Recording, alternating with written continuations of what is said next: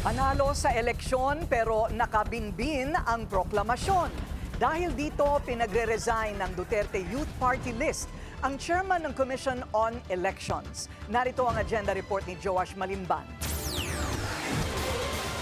Sinasabi nyo, abogado kayo, tapos tinitwist nyo para pahirapan ang mga Pilipinong bumoboto. Eto na nga lang ang pagkakataon na merong tiwala ang mga Pilipino sa gobyernong ito. Galit na nanawagan si Duterte Youth Chairman Ronald Cardema sa COMELEC. Pinagre-resign ni Cardema si Chairman George Garcia kasabay ng mga miyembro ng gabinete ni PBBM. Aniya, pamumulitika ang ginawang pagsuspinde ng kanilang proklamasyon. Bakit hindi ka manindigan sa wisdom ng nag-appoint sa'yo na gusto na niya, walang ahensyang namumulitika ngayon at ikaw ang huling namulitika bago nagalit ang presidente ng Pilipinas. Yun po ang ating statement. Nakabinbin ang proklamasyon ng Duterte Youth dahil sa isang unresolved disqualification case na inihain laban sa kanila noong 2019. May ilang basihan ng pagkakansela ng registration ng Duterte Youth.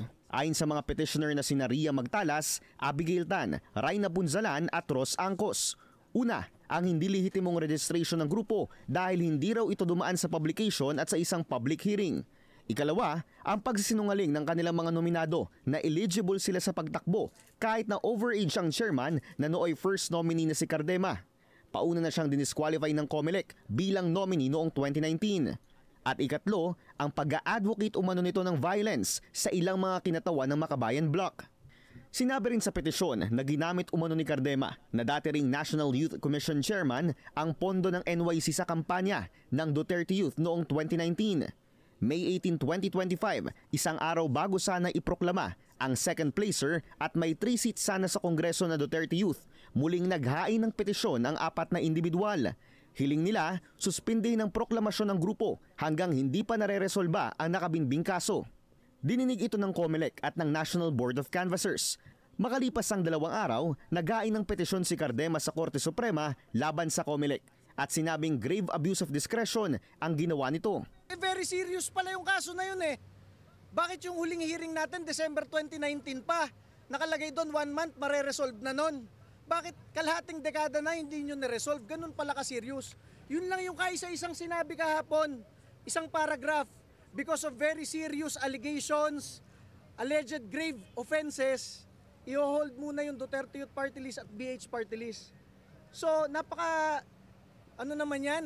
Very grave abuse of discretion nyo. Kailan nyo lang ililitaw yung lumang kaso, discretion nyo kung ihihinto yung proclamation. Sa press con kaninang umaga, mariing pinabulaanan ni Cardema ang akusasyon na kulang daw ang kanilang registration requirements. Babalikan ko to si Atty. Marañon. Wala naman talaga yan eh. Siya lang ang sabi niya, hindi naman kami mare-register kung hindi kami nagsubmit ng necessary requirements. Hindi naman isang tao lang ang pumipirma niyan. Kasuhan ko talaga yan si Atty. Marañon, nabibwisit na ako dyan eh, sa kalbong yan eh. Inakusahan din niya si Chairman Garcia na nabulungan umano na wag silang iproklama para umangat ang ilang grupo tulad ng Gabriela. Pero sagot ni Garcia, matinding espekulasyon lamang ito. Hindi ko po ano yun dahil una tinatanong tayo kung anong effect ng disqualification. Halimbawa, cancellation. Napakahirap po kasi mag-speculate ng isang party list na nasa taas. Madami po kasi pwedeng formula. Pwede pong mabawasan ng denominator. Sinabi rin ni Garcia na hindi sila sakop ng utos ng Pangulo na magsumite ng courtesy resignation dahil hindi naman parte ang COMELEC ng Executive Department.